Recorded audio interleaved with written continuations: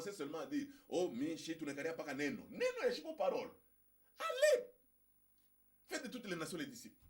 Priez pour les malades. Guérissez les malades. C'est la Bible qui le dit. Voici les miracles qui accompagneront ceux qui auront cru. À mon nom, ils imposeront les mains aux malades et les malades seront guéris. Mais comment vous refusez que les malades soient guéris aujourd'hui? Maintenant, nous qui prions pour les malades et les malades guérissent, au nom de Jésus, nous venons d'où?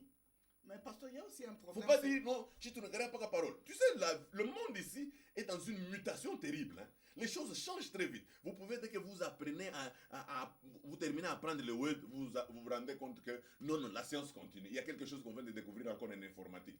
Mais si vous ne suivez pas, vous ne comprenez pas comment le monde fonctionne, vous aurez des problèmes. Il y a des gens qui ont refusé de passer à la télé. Moi, je vous dis qu'en une seule prédication, à la télé, telle que je suis en train de parler, je peux parler à plus d'1 million de personnes.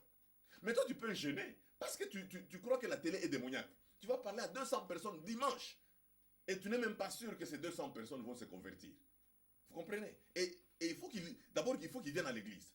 Il faut qu'ils se lavent, qu'ils s'habillent. S'il n'y a pas d'eau, il n'y a pas de courant, il y a des gens qui vont s'absenter parce qu'ils ne savent pas repasser. Mais à partir de la télé, je peux parler à quelqu'un dans sa maison, même s'il n'a pas encore repassé ses habits, même s'il ne s'est pas encore lavé. C'est un moyen que Dieu met à notre disposition pour amener l'évangile avec une grande vitesse. Mais vous vivez au 21e siècle comme si vous vivez dans l'Antiquité. Non.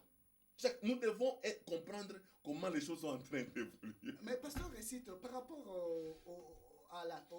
au discernement des dons, c'est là où il y a les problèmes. Comment la personne peut-elle savoir si la chose qui se manifeste en elle, c'est vraiment un don?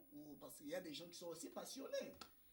Il y a là qui est journaliste, moi, Fulani, tout ça, la fatara, série télévisée, tout ça, et on a l'autre après Jacques Boel.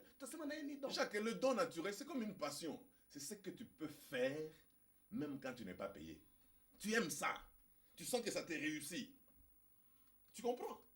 Moi, aujourd'hui, je parle. Mais il y a ceux qui me connaissent. J'ai fait les récitations à l'école.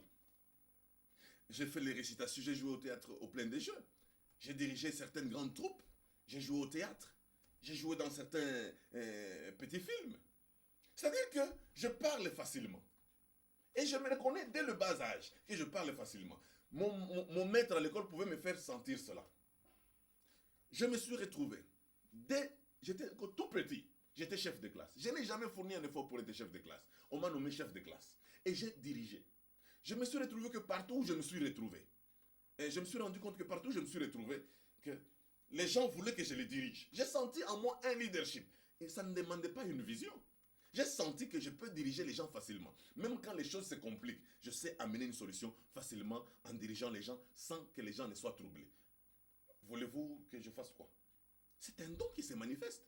Même les parents, parce que vous avez discerné. même les parents savent voir. Des... Les dons naturels peuvent être appréhendés. Non seulement par les pasteurs, non. Par le maître à l'école, par les professeurs d'université, par nos amis, par nos chefs de classe. Les gens peuvent, même dans le quartier, on peut dire, c'est comme les gens qui ont des belles voix. Est-ce qu'il faut vraiment qu'ils puissent avoir une vision pour savoir qu'il a une belle voix? Non. Vous avez une belle voix comme un don naturel. Mais vous savez, vous chantez pour Dieu, avec un don spirituel, peut-être, quand vous chantez, les gens sont délivrés. Mais votre belle voix là, vous ne l'avez pas eu quand vous étiez converti. Depuis le bas âge, tous ces musiciens païens, les dons naturels qu'ils ont, c'est Dieu qui leur a donné ça, mais ils sont allés prostituer les dons naturels. C'est comme ça. Mais parce que qu'est-ce qui fait qu'un homme peut avoir un don naturel, mais ces dons-là honorent le monde diabolique? C'est par quel mécanisme? C'est le cœur, le caractère. C'est pour cela que vous devez arriver à comprendre. Quand Dieu vous donne un don, c'est pour que vous puissiez le glorifier avec ce don. Non, ce n'est pas pour séduire. Vous savez, Jacques, il y a des gens, vous le voyez comme ça, il est beau. Une femme, elle est belle, elle n'a pas fourni un effort. Vous regardez que les choses sont bien. Elle n'a pas fourni un effort. C'est un don de Dieu. Dieu voudrait que tu puisses te glorifier avec ça. On a un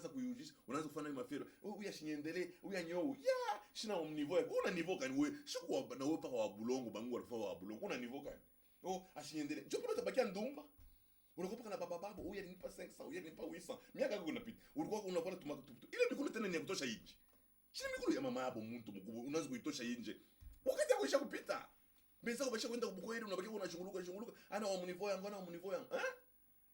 Il n'y a pas que chez les femmes, les hommes aussi. Les hommes aussi. Ils cherchent ce nom où il n'y a pas, non, il y a Mais je ne sais pas, non, mais il va chercher les non, parce que, mais à un niveau, on a un niveau cani. On a un niveau cani. Refaire ce que Dieu t'a donné à sa gloire. Refaire ce que Dieu t'a C'est que donné. le don naturel et spirituel, pasteur, nous pousse à glorifier Dieu. Oui, nous pousse à glorifier Dieu. Je vais te dire que c'est pour ça qu'on dit à Jésus, cet enfant qui est né comme ça, qu'est-ce qui a péché? C'est son père, c'est sa mère. Jésus dit, c'est pour que la gloire de Dieu soit manifeste. Tu connais le coureur sud-africain qui court avec les prothèses. Il vient de remporter encore un prix au milieu des gens qui ont des jambes normales. Mais je crois que c'est son handicap qui l'aide à avoir cette gloire. Il y a des handicapés qui négligent aujourd'hui, qui disent, oh, pourquoi Dieu m'a créé comme ça, j'ai tel handicap. Ne vous en faites pas. Votre handicap peut être une voie que le Seigneur va utiliser. Mais malgré que vous êtes handicapé, malgré que vous êtes albinos, malgré que vous êtes perclus de pied, mais vous avez des dons naturels que Dieu a mis en vous. Vous avez peut-être une belle voix que vous pouvez exploiter. Vous êtes peut-être, je ne sais pas, vous parlez bien. Vous pouvez être un bon journaliste. Il y a des faiblesses. Dieu utilise toujours des gens faibles et pour qu'ils arrivent à glorifier son nom. C'est là que vous devez arriver à comprendre. Le pasteur, en tant que pasteur, mon rôle en moi, c'est d'aider les gens à découvrir les dons naturels et les dons spirituels, à les mettre ensemble à les mettre ensemble au service de Dieu, de manière à ce que la gloire de Dieu éclate. Quand ils les mettent au service de Dieu, en d'autres termes, c'est-à-dire ils font quoi? Ils sont devenus des solutions pour leur famille, pour la société, pour leur pays, pour l'humanité tout entière. C'est ça le vœu de Dieu en nous laissant sur la terre. Mais pasteur, mais malheureusement, il y a des gens, quand quelqu'un se convertit en disant football, acha football, tu connais pas comment bouya kiro, tu connais pas football. Yo ya chakwa, acha on a 37 ans. Les gens nous football. On a compris que non, l'éducation, la culture physique est un peu des choses. On a vétéran. Alors que Ariès Koucheza, quand mon équipe moya, hein? Mais, pasteur, est-ce que je t'informe que moi j'achète même des bottines à mes enfants et moi-même j'ai des bottines. Hein? Si j'ai le temps, je vais d'acheter des bottines, je vais aller jouer au foot un peu pour la culture physique. Après on se dit, ah, pasteur, moi je m'attends. Bible, il y a un catalogue sur le football. Oui, je ne sais pas de Bible dans le catalogue. Non, Jacques, priez sans cesse. On est combattant au volant. Est-ce que tu ne regardes pas ça sur le football? Non. Il y a des gens, on a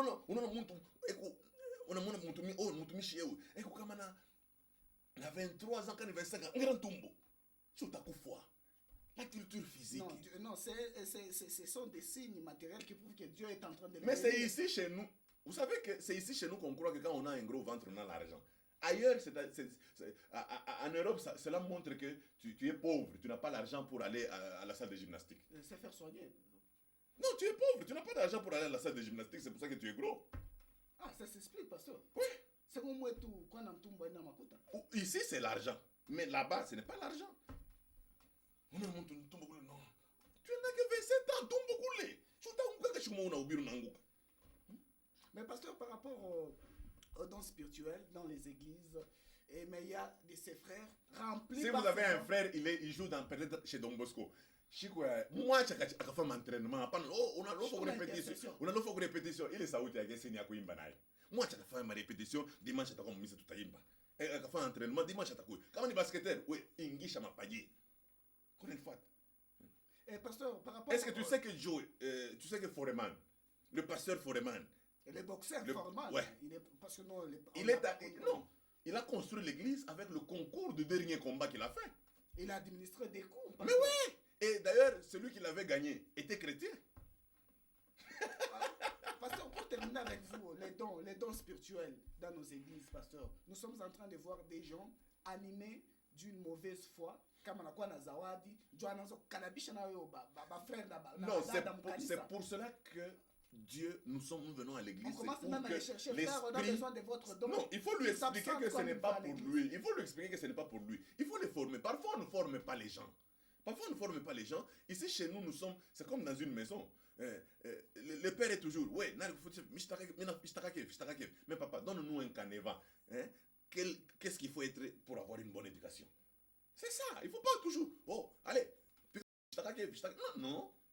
Et il faut éduquer l'enfant. Il ne faut pas élever un enfant. On élève les animaux, on n'élève pas les enfants. On éduque les enfants. Ça ne se fait pas. Ça se fait. Quand vous devez faire des bonnes choses, il faut faire ceci, il faut faire cela. C'est comme ça qu'on fait. Même à l'église, il faut apprendre aux enfants de Dieu. Nous sommes habitués à critiquer des choses que nous n'avons pas préparées. Le pasteur c'était là. Genre, Tumazawa dit, non, pasteur, travaille ses dons. Ne sois pas jaloux parce que ces dons-là vont t'aider aussi. Si Dieu ne t'a pas donné, c'est parce qu'il sait que tu n'en as pas besoin dans ton parcours. Mais lui, il en a besoin. Aide-le. Parce que si tu ne l'aides pas, quelqu'un d'autre l'aide. Il va devenir rebelle. Et c'est toi qui provoques la rébellion. Je t'informe que tous les dons que le Seigneur amène à l'église, comme on a dit, tu fais une erreur. Parce que le don, quand le Seigneur l'amène à un endroit, c'est pour qu'il y ait une solution. Quand tu chasses la personne qui a le don, c'est que tu as chassé la solution au problème que vous avez. Et c'est ça un problème. Même toi qui pars avec le don, on a fait que tu as un gouvernement de compémeni. Mais c'est ta confifi ou ta comme fumu. Abari pisha que ni mandon ya Mungu. Quand mon temps takubariki atakubariki yemo. Hapana, on a quoi non prophétie il y a passé ni $20, il y a présent ni 50, il y a avenir ni 100. On a vu dans ma baie. Pasteur, et d'ailleurs, parfois, quand tu reçois les visions, c'est parce que nous nous prions. C'est parce que nous nous prions et tu peux recevoir. Pasteur Récite, nous sommes pratiquement à la fin de cette émission, de cet après-midi, Divin Soleil, mais un message que vous avez apporté à tous les enfants de Dieu qui sont en train de vous suivre et qui veulent avoir juste un résumé sur du don spirituel et du don naturel. Ok. Ce que je vais dire à nos bien-aimés, c'est que Dieu donne à chacun une vision, à une église une vision. Mais Dieu donne certains éléments. Nous avons des visions qui sont surnaturelles et des visions qui sont naturelles. Et nous avons des provisions qui sont surnaturelles et des provisions qui sont naturelles. Parmi les provisions naturelles, nous remarquons aussi les dons naturels.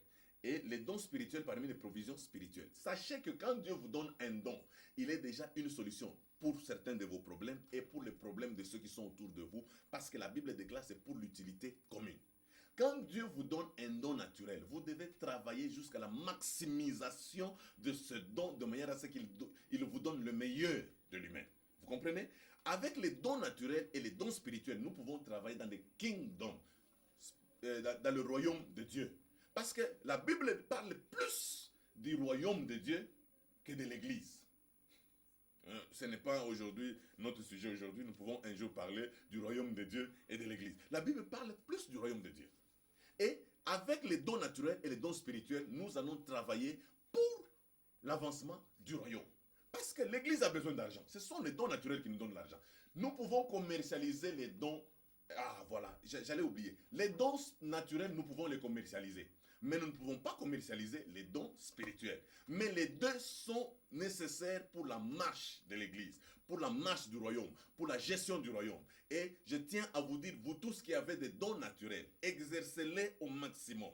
Vous tous qui avez des dons spirituels, exercez-les au maximum pour l'avancement du royaume, afin que le nom de l'Éternel soit glorifié. Que le Seigneur vous bénisse abondamment.